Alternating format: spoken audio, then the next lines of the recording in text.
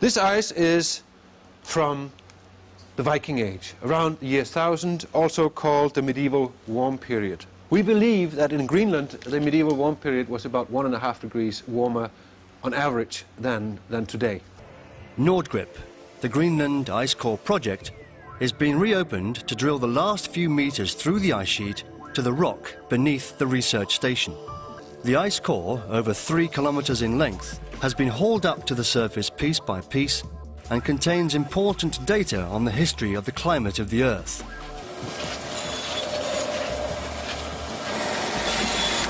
It bears the fingerprints of climatic conditions over more than 120,000 years. When we remove or drill the ice core, we leave a hole and we insert a thermometer in the hole. We are able to map out the temperature through the 3-kilometer ice sheet. Now that temperature, if we do it precisely enough, a thousandth of a degree accuracy, then the ice has not forgotten how cold or warm it was on the surface at the time the snow fell. So, using those temperatures, we have been able to reconstruct the temperatures of the last 10,000 years. Here we have our picture of the temperature reconstructions that we have from Greenland in a graphical form. And if we go back along this axis, it's going back in time. This is the last 8,000 years we have plotted here.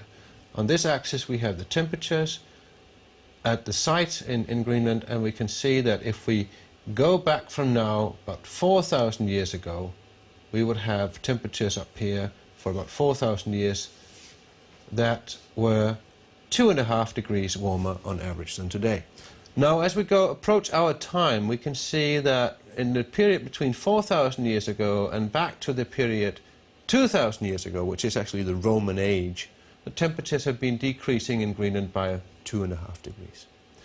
Then the temperatures increased gradually up to a maximum point around the medieval warm period, we call it 1,000 years ago.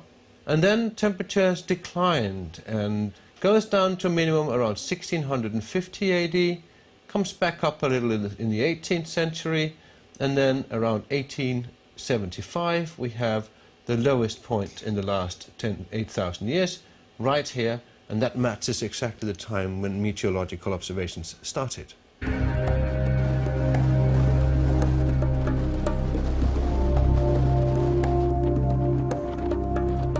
Other core samples from elsewhere in Greenland confirm that the Little Ice Age ended about 140 years ago, at the coldest point in the last 10,000 years. The natural, pronounced alteration of warm and cold periods back in time has also been confirmed elsewhere in the Northern Hemisphere. Carbon-14 dating of organic matter from peat bogs and tree rings confirms the pattern. So do data from stalactite caves in China and measurements from North Africa. The problem is that and I agree completely that we have had a global temperature increase in the 20th century. Yes, but an increase from what? Probably an increase from the lowest point we've had for the last 10,000 years.